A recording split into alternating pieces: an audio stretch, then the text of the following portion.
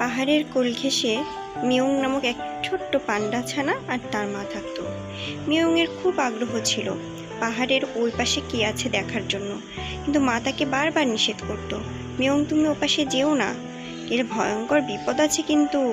কিন্তু মিয়ং কে শোনে কার কথা? মিয়ং মার কথা না শুনে পাহাড়ের ওই পাশে চলে গেল। যে দেখে একটা ক্ষেত ভরা লাল লাল ফল, সে তার আগ্রহ থেকে সেই ফলগুলো খেলো। খাওয়ার পরে দেখে কি কি মিষ্টি, কি সুস্বাদু, সে পেট ভরে খেলো।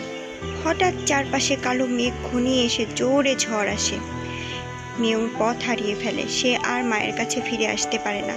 এদিকে মা বহু খোঁজে, অনেক খোঁজার পরে 2 দিন পরে মিয়ংকে খুঁজে পায়, কিন্তু ততক্ষণে মিয়ং বড্ড বিধ্বস্ত, সে একদম নড়াচড়া করতে পারছে না। সে মার কথা না শুনে অনেক বড় ভুল করেছে। বন্ধুরা, তোমরা কিন্তু মার